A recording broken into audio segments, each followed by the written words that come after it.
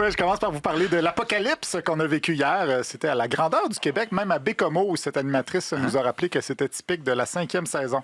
On a 5 saisons, OK? Parce qu'on a, bon, d'abord, on a l'été, après ça, on a l'automne, après ça, on a l'hiver, après ça, on a le... Puis après ça, on a le printemps. Mais il y a toujours une période entre l'hiver et le printemps. Ça, c'est le... Ça, c'est cette saison-là. On est quand même loin de Harmonium et c'est 5 saisons. Mais c'est pas juste à Bécomo, où il faisait pas beau. On a ça à Montréal aussi. D'ailleurs, moi, j'ai fait poser mes pneus de hier. Est-ce que c'est vrai? Oui. Déjà? Ben oui. Non, mais c'est exagéré, là. Ben là... Ah, c'est même pas une blague, vous avez changé vos pneus déjà? Ça donnait comme ça. J'avais un rendez-vous depuis longtemps. Bon mais c'est pas Dieu. grave, je roule juste sur l'asphalte. Okay. Avant avril, c'est ça. C'est un niaiseux, ça. Bon, je continue. Oui, allez-y. Ben, Donc, oui, continuez, on c'est a votre ça, dernière journée. Vous allez ici. rentrer dans le mur dans pas long. On a ça ici aussi. Mais on appelle ça la saison des nids de poules. Mais la bonne nouvelle, c'est qu'avec les changements climatiques, on risque de passer directement du verglas au feu de forêt. Donc, il n'y aura plus de confusion. Toutes les forces médiatiques, évidemment, dont RDI, étaient sur le terrain pour couvrir les bourrasques de vent. De la végétation, donc, sur le réseau, sur les fils électriques, c'est ce qui cause justement ces nombreuses pannes, surtout pour la Montérégie, la Naudière, les Laurentides, oui, et Montréal.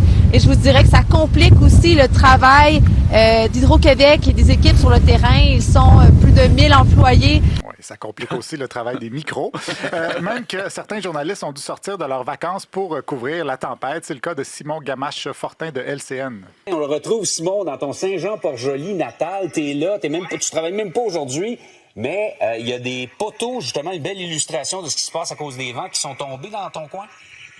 Oui, exactement, Saint-Jean-Port-Joli. Plusieurs poteaux sur la route 204, juste derrière moi, qui sont tombés au cours des dernières heures. Oui, sortir de ses vacances pour un poteau tombé à Saint-Jean-Port-Joli. C'est pas Anderson Cooper qui ferait ça. Non. Bon, évidemment, tout ça nous a donné l'impression d'un film apocalyptique. J'espère que tout le monde va bien. J'espère que vous avez survécu aux rafales de vent, que vous n'êtes pas partis au vent ce matin, que vos 2 pieds sont restés à terre. Il ventait. Et... On est au code jaune ce matin pour Environnement Canada.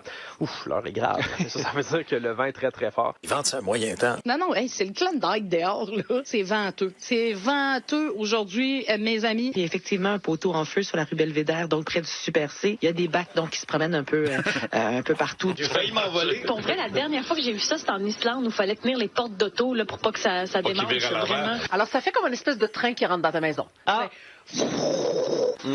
Ça a craqué. Ça a craqué. Ça a soufflé fort. Ça se peut que vous sentiez ça vraiment, vraiment dans votre chair, c'est dans sûr, vos ça, tripes, le vent de ce matin. Tu respirais pour dire que l'air froid ça te rentrait jusque dans le fond des bronches. J'entendais le chat miauler, puis il y avait comme un peu d'effervescence animale dans la maison. Avec le vent qui a commencé cette nuit, la Bibi Queen, elle jappait un moyen temps. C'était l'enfer. L'Iran, mon chum, ça passe en même temps. Ça. Ouais. Le chat miaule, le caniche jappe, le Super C brûle. On se croirait dans Mad Max Drummondville. Ce que j'ai remarqué aussi, c'est que les gens étaient très inquiets pour leurs poils.